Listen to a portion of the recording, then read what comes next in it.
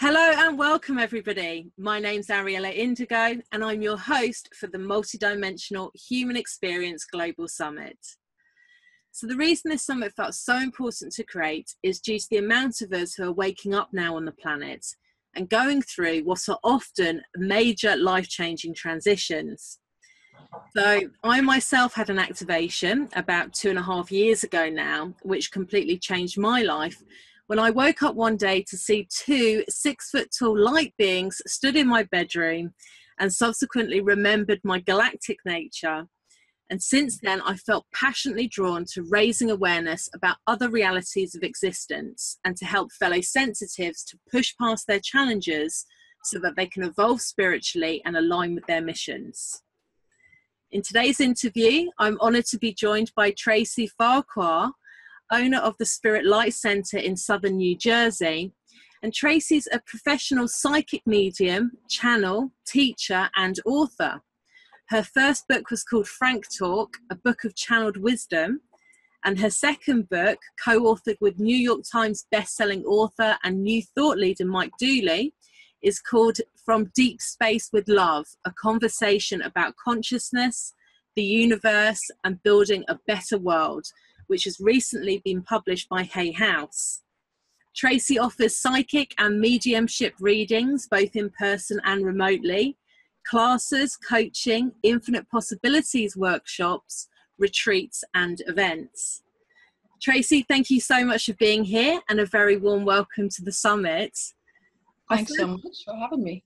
No worries, no problem. It's a true honor. And as you know, Tracy, I first connected with you via Mike Dooley's amazing Infinite Possibilities certified training program.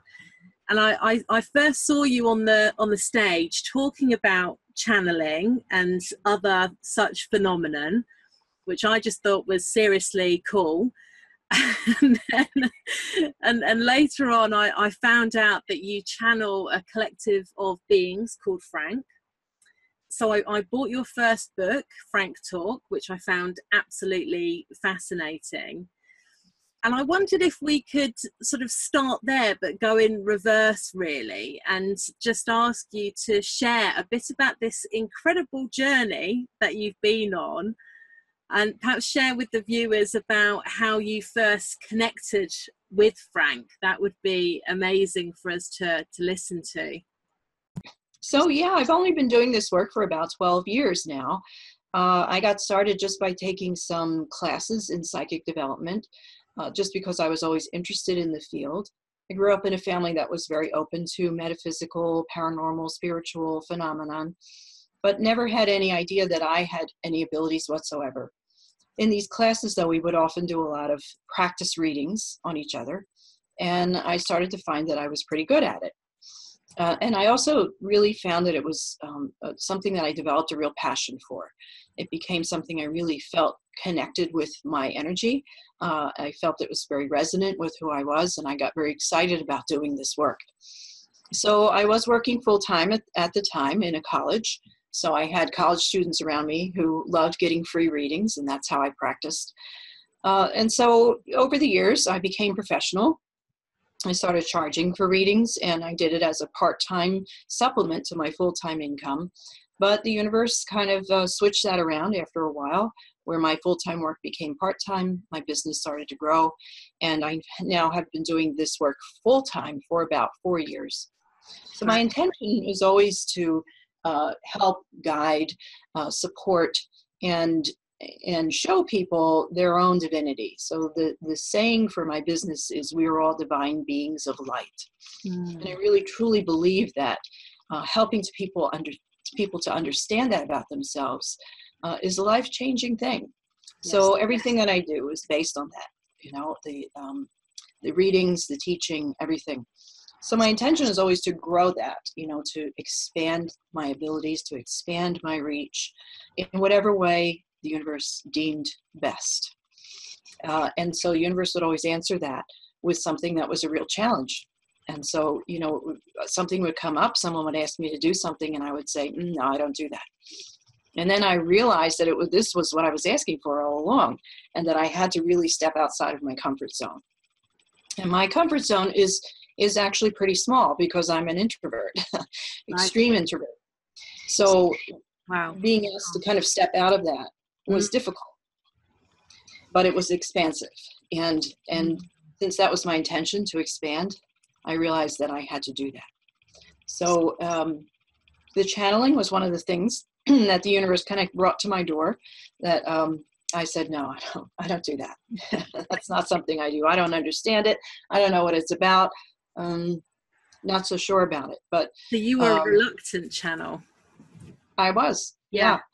I think I was reluctant in a lot of ways. You know, I was reluctant to use tarot cards in the beginning. I thought it was going to be too difficult. And then I found I could read them intuitively. I was reluctant to stand up and speak in front of people. But people were asking me to do group mediumship readings, spirit galleries. And so I started to do that. And I love doing that now. Yeah. In the Infinite Possibilities training, I was asked to speak.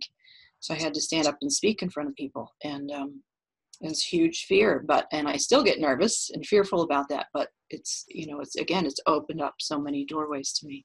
Yeah. So, you know, as far as expanding, it was always about stepping outside of what I felt I could do and where I felt comfortable. So the way that Frank came into the picture was, of course, very unusual. It couldn't be, you know, run-of-the-mill kind of story. But I have a sister who's also psychic, and she was visiting me. And we had a series of events of feeling that something was trying to contact us. Right. And we both have enough experience in that to know what that feels like and what it looks like. And my sister was woken up in the middle of the night feeling something tugging on her. We had some just interesting sounds, things going on. And so she said, I really feel like something's trying to contact us. And so we remembered many years ago when I was growing up that my sister used to use a Ouija board a lot to contact the spirit realm. So that seemed to be the way to find out who this was. We didn't have one, so we made one out of cardboard. Brought up an image on the internet of the Ouija board and copied it onto a cardboard thing. And we sat down with it, and it started to spell out Frank. And we looked at each other and said, I don't know anybody named Frank. Do you know anybody named Frank? No. We couldn't place who that was. And so the message kind of evolved into saying that, you know, they wanted to speak, and they wanted to speak through automatic writing and not just the Ouija board. They wanted me to do that. And again, this is one of those things I hadn't done. Right. So I said, wasn't sure what that would be like, but they kind of instructed me to sit quietly at dusk with a candle and a pen, and I did it. And I found that I was getting words. So they were just coming in, word after word. And having been a secretary for a long time in my life, I kind of likened it to dictation, you know. Clearly wasn't coming from my thought process. It was coming from outside of me. Yeah. And it wasn't even that I was making sense of it as I was writing it down. But as I looked at it later, afterwards, I found that there were some really beautiful messages, very uplifting. It felt good, it felt positive, some of them personal to me, and then they kind of evolved into more global messages. So I did that for a couple of months, just sitting down and automatic writing. And I asked them pretty early on if they were interested in writing a book, because it felt like information that the world should have. And at that time, they said no, they weren't ready yet. Actually, they said the world wasn't ready yet. Right, okay. So it was a couple of years later before I tried it again. Right. And it had now evolved onto doing it on a laptop rather than in handwriting, which was sometimes difficult to read. And so then you were blended. So you were kind of energetically blended at that point, were you, when you were doing the writing? Yeah, I think it evolved, and so I think the time period that elapsed between their first connection and the subsequent, more recent connection in the last couple of years I feel like they were kind of working on that connection. Perhaps, working on their energetic connection with me. I felt some energetic shifts within myself. They said that they were working on my energy as well. It was all good. It all felt good. Yeah. And so when I brought them back again, the connection seemed much stronger, much easier. And then I started to experiment with the verbal channeling as well. So, that was, again, something that was outside of my comfort zone. I didn't know what that would be like, but I felt that it was time to try that. Yeah. And that was pretty amazing. Is that, Tracy? What does that involve? So the verbal channeling is really, I just asked for guidance from them, how to do it. And what I got was some deep breathing, kind of like a meditative breathing. Yeah. Breath is so powerful in shifting your level of consciousness. And so I was kind of just guided into this breathing. And what I feel is my personality, my consciousness moves to the side. So I know that some channelers leave the building, and, I wasn't really sure if that would happen with me, and I wasn't sure if I would be comfortable with that, but I don't leave the building. I move aside. And right. So I'm still present. You're still conscious you're stored there as it's happening. Yes. Yeah. Yeah. And they come in from the right. So I move to the left. Okay. And they come in to the right. And, I feel a physical shift. Yeah. But it doesn't feel uncomfortable. It just feels unusual. I've gotten used to it. And so it's become much easier. In the beginning, I would be over here worrying about the whole experience the whole time. Yeah. And so I would be exhausted afterwards, and I would be drenched in sweat, and it was, very energetically draining. Now it's much easier. I still get tired afterwards, but it's an amazing feeling. It really is. It's so uplifting. Their energy feels wonderful. It's so full of love. And I think that if it weren't, I wouldn't allow it. Yes. My consciousness wouldn't allow it. Because, again, I have such a clear intention for all of the work that I do. And anything that's not in line with that intention would not be allowed to come in. Yes. It is really beautiful. I mean, I've heard some of your channelings, and through the book, it's very high vibrational, very positive, and there's only good and wisdom and support and encouragement that comes through. It's amazing. Yeah, it is. They can be, I think they chose the name Frank for a reason. Yeah, I think that's because they can be pretty frank. I think they have a sense of humor, so I wouldn't be surprised if one of the reasons they chose that name was because of that.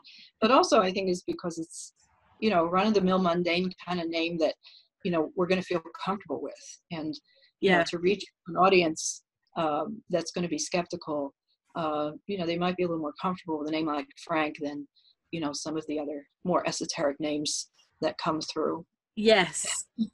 Yes. Because it's not just one personality. There's multiple, isn't there? Yeah. So there are 8 beings. And so they describe themselves from the very beginning as 8 beings from another galaxy, from another place in the universe. They have never said that they're from another dimensional space. And so what I believe is that they're in the same dimensional space, just in another part of our universe. Right. And what's fascinating, I think, about them, among other things, that, they're clearly alien beings to us, but they're not spirit beings. They are living beings. They're going about their lives on their planet, but they have found a way to project an aspect of their consciousness through, the unlimited energy of the universe to me. And I'm sure they are working with others as well. So they're going about their lives, but they're projecting an aspect of themselves to me. Wow. So I think that that's really an amazing, different kind of way to look at channeling. The way that I had always thought of channeling was that it was, a spirit being, a non-physical being in some form, or someone who had died. And that's not the case here. And I think it's part of their story is that they've worked with levels of consciousness, the idea of being multidimensional. And in that work and in the expansion of that understanding, they've completely changed their whole world. So this is what they've come to talk to us about, how they overcame some of the challenges that we're facing now. Yeah. Wow. Amazing. Okay, great. Sorry, we just got cut there, everybody, briefly. But I was just about to ask you, Tracy, if we could just go back into just talking a little bit more about what the multidimensional human experience is all about. And I know that you personally have a great deal of experience in this arena, and also what you're channeling. Mm-hmm. Could you just share with myself and the viewers what your experience and understanding is about that, please? Well, Frank has explained it really well, and their description of that really resonates with me, makes so much sense to me. And that description is that we are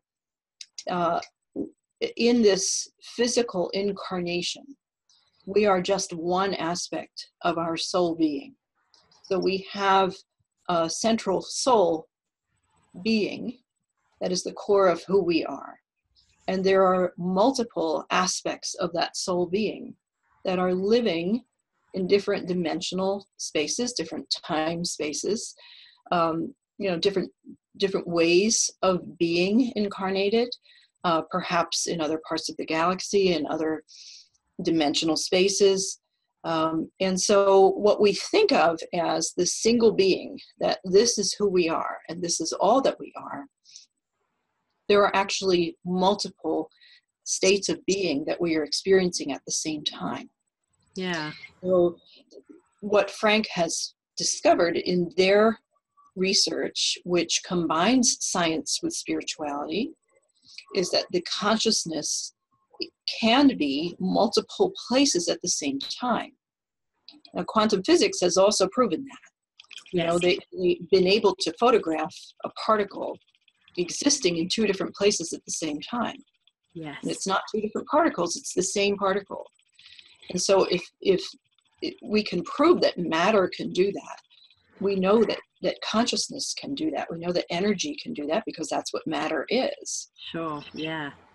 So it really makes a lot of sense to me in the work that I do, because of the way that I connect with non-physical beings, with spirit beings, with people who have passed over.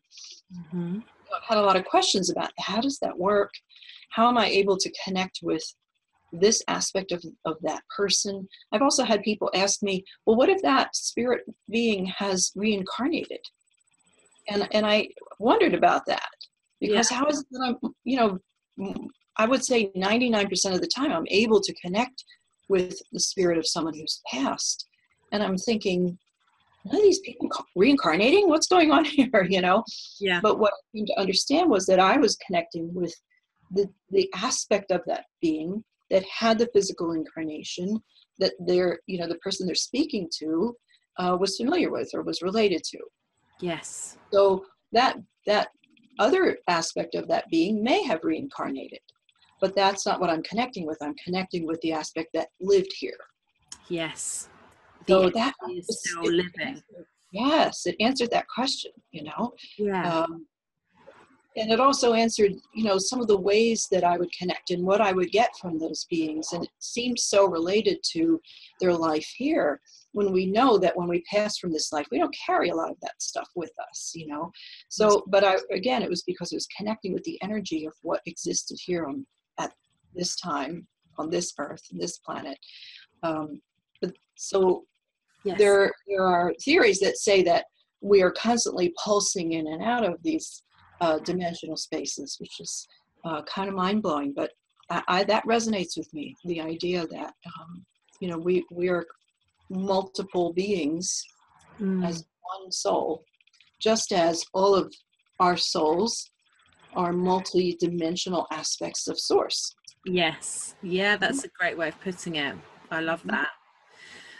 What would you, thank you for that, Tracy. I think that is fascinating and a really good description actually of how that works. Bringing it back to a sort of human 3D, embodied aspect. I know that a lot of our viewers will be able to relate to this. When we are coming out of the multi-dimensional closet, as it were, we often have quite a few challenges, right, that we have to push past. So there's relationships that shift as a result of that. Often our professions and our goals for what we want to achieve in the future shift, and there can be quite a lot of, and I can vouch for this because I'm totally in that transition phase. There can be quite a lot of turbulence and seemingly chaos on the surface whilst the energy is finding its correct path. Presumably you can relate to everything that I'm saying here. Yes. What would be your advice to people who are going through these transitions, and how they can sort of help themselves through this? Yeah. Well, I think, first of all, it's acknowledging and admitting that there's turbulence, because often we don't want to experience that. And so we try to push it aside. And we say, oh no, I have to maintain this, spiritual aspect of myself that is far beyond that turbulence. But, we're also physical human beings, and we're going to feel turbulence. We're going to feel uncomfortable. We're going to get upset. We're going to have relationships that don't work, and it's going to upset us. Yeah. And as much as we know spiritually that this is what's meant to be, we still need to deal with the emotional aspect of that. And so I think it's important to make peace with that, the aspect of the human experience that we need to really work through. We're here for a reason, to work through all of that, to experience all of the emotions. Yes. And I still have them. This is an ongoing process, and I don't think it will ever completely come to the point where I'm absolutely at peace with everything. Otherwise, I wouldn't need to be here anymore. So, it's a constant cycle of experiencing upheaval and really focusing on coming to peace with it, and reminding myself all the time, I think, of what my intention is, what I feel the purpose of this work is about. Just like everything else, just like any other work that you do, you can get so caught up in the details of it and working at it and making it a job, and forgetting that it's an aspect of yourself that you're expressing in the world. You have to keep coming back to that and understand that I've been called to do this. It is coming from my core, my heart center. It's something that I feel passionate about, and so if that's the case, the universe is going to support me. Yes. And, so in those moments where I start to feel like things aren't going very well, or not getting enough business, or worrying about paying the bills, I have to, remind myself that the universe has my back. Otherwise, I wouldn't have been nudged into this path to begin with. Yeah. And I get this all the time for other people in readings, but I have to remind myself of it. If the universe is urging you forward, it's not doing it just to watch you fail. It doesn't get its kicks from watching people fail. So that we can come into the greatest aspects of ourselves and share our gifts with the world. So hang in there is the advice I would give. It's just keep reminding yourself of why you're doing it, how it feels. Keep checking in with your intention. Does this feel right? Is it resonant with my intention? If it is, then keep going forward with it. Yeah, that's a brilliant answer. Yes, to have faith in the universe, and have faith, like you're saying, in your desires and the way that your heart is leading you in life. And often it's that we can't see where it's going. We have to take those blind leaps of faith often, right? But to keep on doing that, and trust that, like you say, the universe does have our back. I love that. Yes.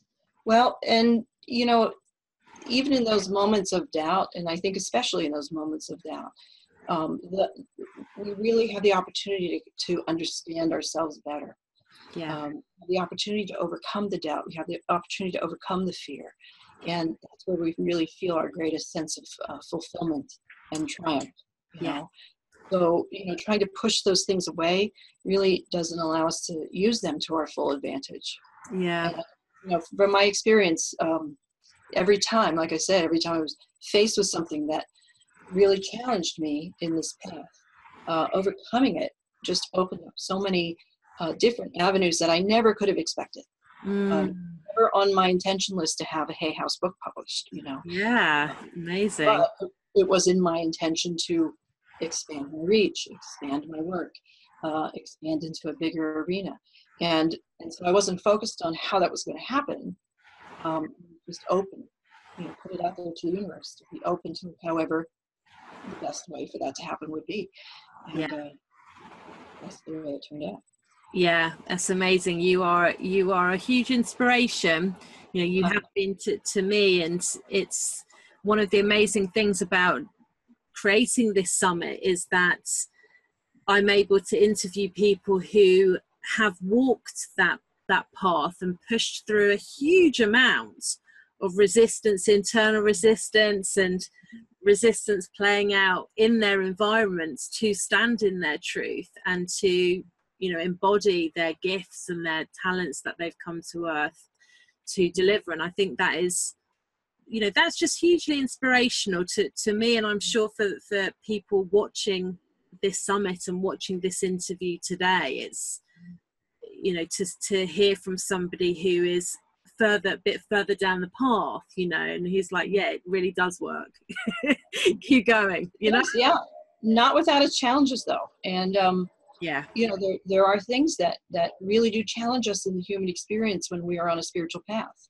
yes, it is difficult to balance that, and we do get a lot of backlash from the general mainstream public. yeah, it can be very, very lonely. yes. Fortunately, I have a community through the Infinite Possibilities work, Mike Dewey's program, but they're all over the world. Locally, I have very few real strong connections. Not to say that there's not a spiritual community, but there are some aspects of it that don't really resonate with me sometimes. Yeah. And so it can be very isolating. And I'm sure a lot of the people who are watching this will relate to that. Spiritual path can be isolating and lonely. But again, it's, coming to a place of peace with that, creating a tribe wherever they may be, Yes. and reaching out to them when you need them. I find that it is a tricky balance, but I'm mostly able to maintain that balance. Yeah. Thank you for your honesty on that. And thank goodness for the internet, right?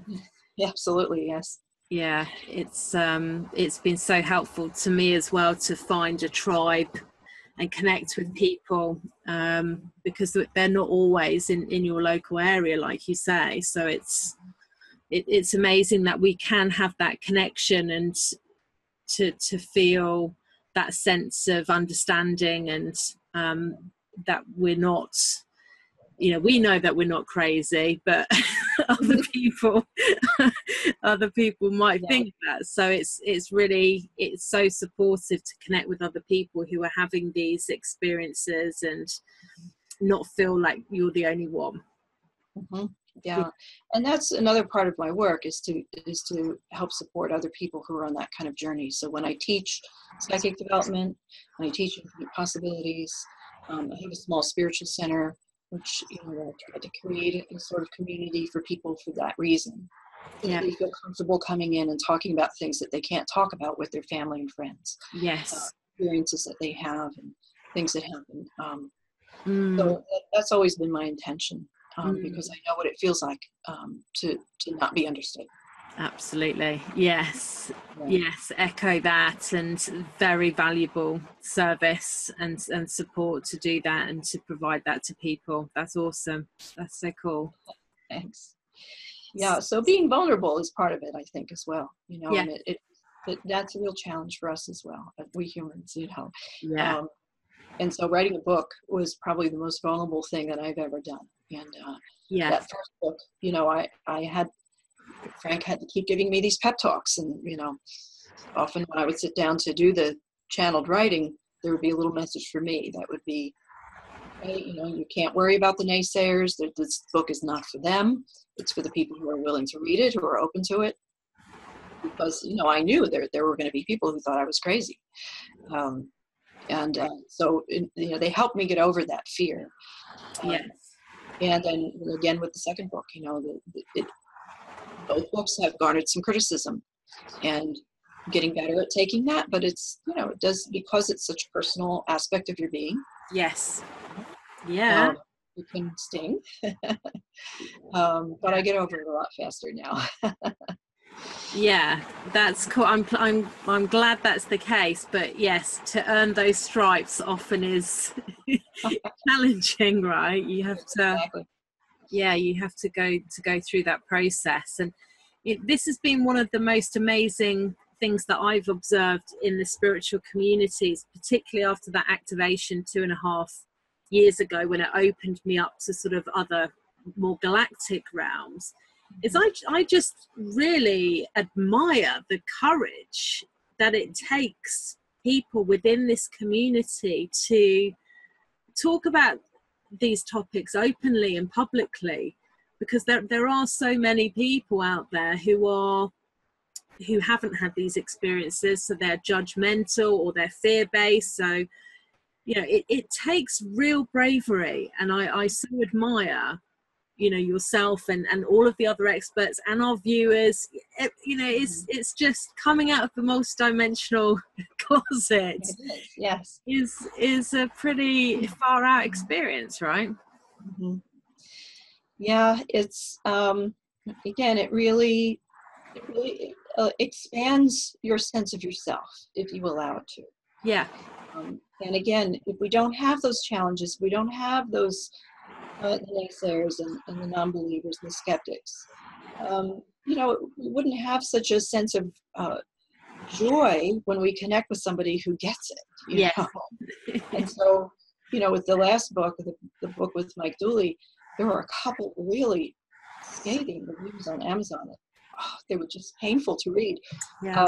But since then, there have been so many more positive 5-star people saying how it affected them and how they related to it and how it resonated with them. And yes, they're reading it over and over, and it just, that completely wiped out that sting of the criticism. So again, it's just like Mike Dooley teaches. It's about where you place your focus. Yes. Like, you focus on those really bad reviews and continue to feel bad about that, or you can focus on the people who really feel inspired by this work. And that feels a lot better, and that inspires me to want to keep going. Yes, absolutely, it does. It's it's awesome. I think that some of the topics that we're talking about in this interview, everybody will be able to relate to, right? And it's not always that you have the opportunity to talk about it in public and to hear from others who have had similar struggles. And I think just that kind of connection and hearing people's stories and relating to it can really be so sort of fulfilling and help to inspire you to continue, like you say, which is awesome. Yeah, I found actually in the beginning reading books by other psychic mediums was very helpful, because they were writing about a lot of the same experiences I was having, so I felt supported and I felt less crazy. Yes. And so that just knowing that there are people out there who have these experiences a lot more than you may think, on various levels. Some people who just don't ever talk about it for fear of being ridiculed or shunned. But we have such a belief system as a society that this stuff is fake, that it's not real, that it's contrived, that even those of us who practice it will sometimes hit those roadblocks because we still got that tape playing in the back of our head. Yeah. This can't be real. How could this be real? I'm sure you felt that when you saw the 6-foot beings in your room, like, how could this be real? Yes, absolutely. The same with, getting this information from Frank and then telling them about themselves. Like, how can this be real? But I knew my brain couldn't possibly be making this up. I'm pretty creative, but I'm not that creative. Absolutely, there's a difference, yes. And you get to feel the difference as well. You know the difference between your own thought process and something that's coming outside of that. Yes. And I think that the timing of them coming through was at a point where I had done the work for long enough to know the difference, to know, to have confidence that what I was getting was not coming from me. Yes. Yeah. Because, having done mediumship work and connecting with spirit, it's a similar feeling. It's like, I know that this is coming from outside of me. I'm not making this up. So I could feel the difference. And again, I could check in with myself and say, how does this feel? Does this resonate with my idea of truth? And it absolutely does. I don't even have a doubt about it. These experiences are no longer a belief. It's not like I believe in Frank. It's like I know that they're right. Yeah. I don't believe in life after death. I know that it is. Yes. Because I've talked to them. I've experienced it. Yes. So it's, it's a knowing rather than a belief. Yeah, I think that's a great point. It's through experience. Often to start with, it's like, okay, I'm going to have to take a big leap of faith here. And there's still that part of you that's like, am I crazy? Is this somehow my, imagination gone haywire? But then through experience, like you say, it becomes a knowing. And we can then trust it. Right. What would you say to people, Tracy, who are perhaps having experiences, they're on their path, they know that there's something that they've come here to do and to be, because there's obviously qualities that we've come here to embody as well, but they're not clear on what that looks like, and they're perhaps worried that they're in the wrong job or they haven't connected with their mission yet. Do you have any advice for people on that? Yeah, I think go get a journal and start making some lists. Make a list of the things that you're really good at. Make a list of the things you have a lot of experience in. Make a list of the things that make you happy. Yes. Make a list of the things that really feel like fulfilling, that bring you joy. Okay, so it's kind of building on, what you know how to do and funneling that into what feels really good. What do other people say that you're good at? I think sometimes we miss that mirror, People say, well, you're a really good listener.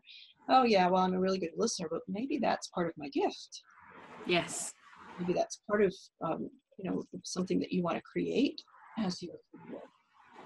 So what do people tell you you're good at?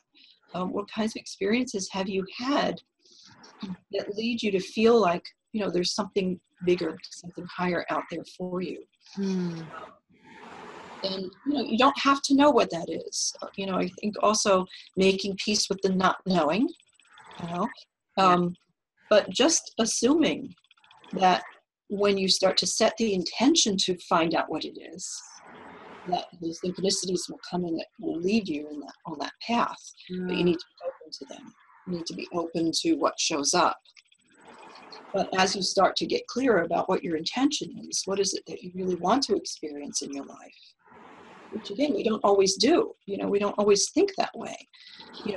Somebody asks you what you don't want. You could list 100 things, When someone asks you what do you want in the next 5 years, that's much more difficult. Yes. So using what you know that you don't want can help to inform what you do want. Yes. So if you're in a dead-end job, you don't enjoy your job, what is it about that that's not working for you? So what would you want instead? Okay. Is it the atmosphere? Is it the actual work? Is it something that you would feel better doing? And then, I would also use, again, some of Mike Dooley's work, which is visualize. Visualize yourself how you want to feel. Mm. So if you're feeling stuck, if you're feeling uninspired, take a few moments, close your eyes, and imagine yourself feeling joyful. Imagine yourself feeling fulfilled. Imagine yourself getting up in the morning and being happy to go to work or do your job, whatever it is. Imagine coming home at night or finishing the day and feeling like you really did something amazing. Yeah. Again, you don't have to see where that is or what it is. But if you can start to get your energy focused on how you want to feel, start to get the guidance just coming to you. Yes. So I think a combination of those things, focus on, what you want, what you've already got that you want to bring forward, okay? What you want to enhance, what you want to grow. And just really, for me, it was a lot of just opening up my energy to receive. Because we're so distracted every day in our, daily lives, we forget to do that. We're just responding to what's coming at us. Yeah. If you take the time to just kind of open up your energy and say, okay, universe, I'm ready to receive guidance in my path. Yes. I'm ready to be shown what it is that's my true heart's desire, my purpose, my passion. It'll come, guaranteed. Yes. Yeah, great, very helpful answer. Yeah, a lot in there. I'm constantly talking to the universe and asking it to show me and bring me things, and I think that's we can do that, and the clearer that we are, as you say, with our focus and our intention, the more that the synchronicities come, and then we need to act on the synchronicities and quite often push past our resistance and the fear and what have you arises, but the pathway opens up bit by bit, doesn't it? Absolutely. Not always the way you think it will. Usually not in the way you think it will. It's always something totally different. Yeah. And that's why Mike Dooley talks about the cursed hows. Yes. You get so caught up in how is that going to work? I'll never be able to have abundance unless I win the lottery. Well, the universe has an infinite number of ways to bring you abundance. So yes, focus on what you want to feel with that abundance, and it will come. So yeah, I can absolutely, my path is an absolute proof of how this works, and continuing to unfold, because there was nothing that is occurring now in my life was something that I had planned. Yes. But I did continually open up my energy to receive the guidance on my highest path. And every time I start to get a little bit fearful on it, something comes up and lifts me up again. Yeah. So that's how I know that it's the right path. Amazing. Yeah, really, really amazing, and very encouraging and supportive. Thank you so much. Tracy, could you just share with us, just in maybe a minute or 2 minutes, because we've spoken about Mike Dooley, and you've co-authored this incredible book, From Deep Space with Love, published by Hay House. Obviously, it's channeled wisdom from Frank. And I know it's incredible, and it's got some amazing revelations and wisdom in it. Could you perhaps just give us a few little tasters of what people could expect if they bought this book and read it? Okay, well, it's in 5 parts, so there are different topics in each of those top 5 parts. The first one starts out with Frank talking about themselves. So it's a little bit of background on their planet, where they're from, what it's like, what they've experienced, the problems that they've had to overcome and how they overcame them. So there's a lot of questions that Mike asks about that. Frank, though, frankly, does not want to talk about themselves a whole lot. And I think that because they're not here to just talk about who they are and what they've done, they're here to inspire us with those stories, So while we have a lot of curiosity about them, I think that they kind of avoid wanting to really focus on themselves too much. So it's kind of interesting that they kind of tend to veer away from getting too deep and personal in their own their own lives. Yes. But they also want us to feel comfortable with them, and so they're happy to talk about what it's like on their planet, and so it's really interesting. Then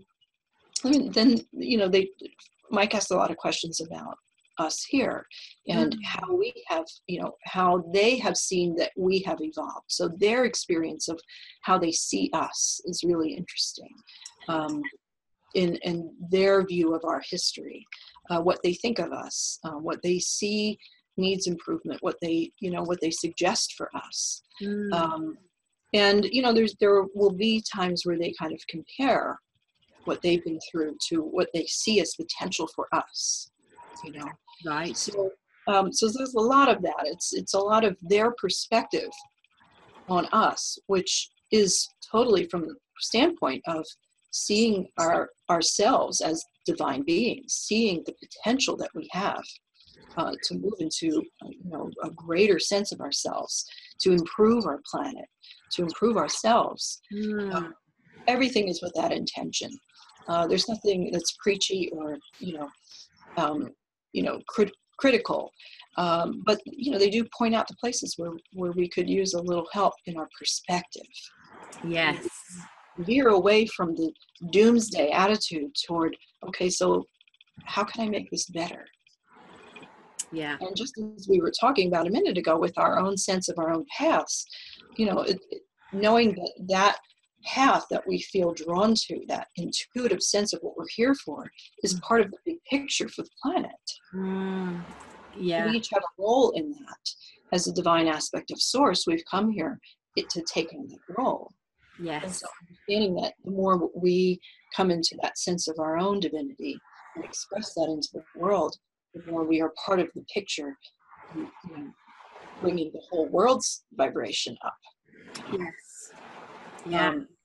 So there are a lot of questions and answers. There are some lists. There's the top 10 things that various topics that they want us to know. My favorite part of the book is the last section, which is section 5, where Mike asks Frank, what questions would Frank like us to ask them? Nice. Which, really brought out some amazing, fascinating questions. And then Mike came back and said, okay, now answer them. Right, good. Yeah. There's some really powerful stuff. And I just love that section. I love the questions. I love the inspiration that they give us. Wow. And in fact, there's some very emotional parts in that section. And when we were reading for the recorded version of the book, there were a few times I had to stop and say, okay, I'm getting a little emotional here. It's very powerful stuff. Wow. So there's a lot of fascinating information. And there's also some times where they're humorous. There's some times where they kind of evade Mike's questions a little bit. They're pretty frank. Frank.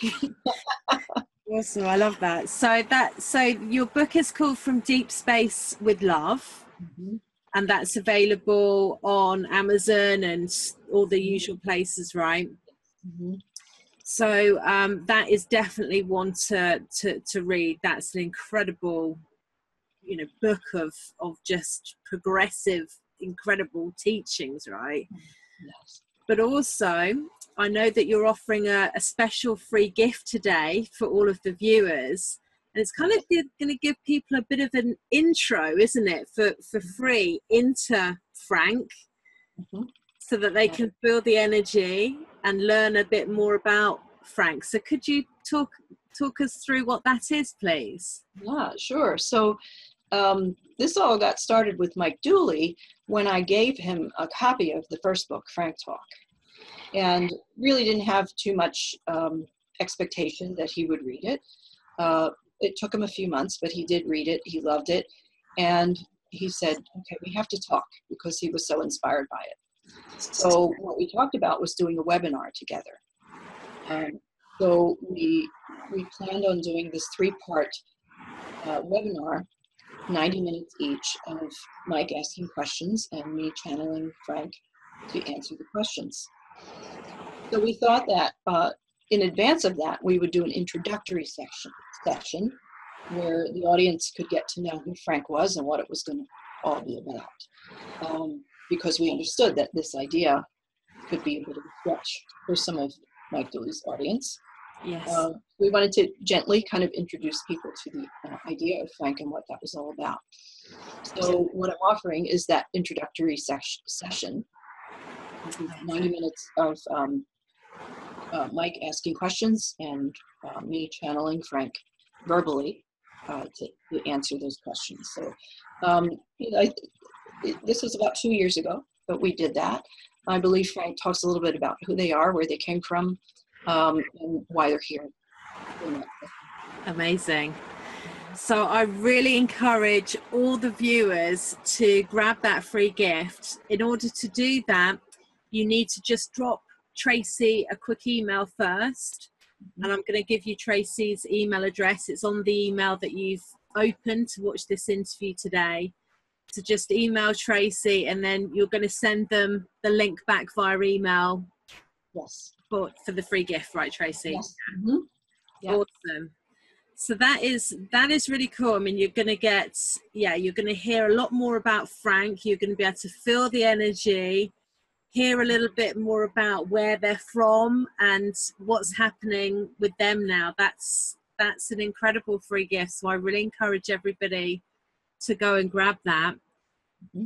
And I'm afraid we've run out of time, Tracy, for this interview. Okay. It was amazing. Thank you so much. Thank you. Pleasure and honor to be able to do this interview with you today. Thank you. I think there was so much guidance, and I really loved the way that you opened up and spoke about your own experience of going through these types of transitions, and walking through the challenges that we all have, right? That we're on this path. So I really thank you for your vulnerability and honesty with that, and for everything that you shared. Thank you. I appreciate the opportunity. It was a lot of fun. It was great connecting with you and with the audience. Awesome. Thanks. And guys, thank you for watching. I've just got to say, if you've heard the rain here is absolutely torrential at the moment.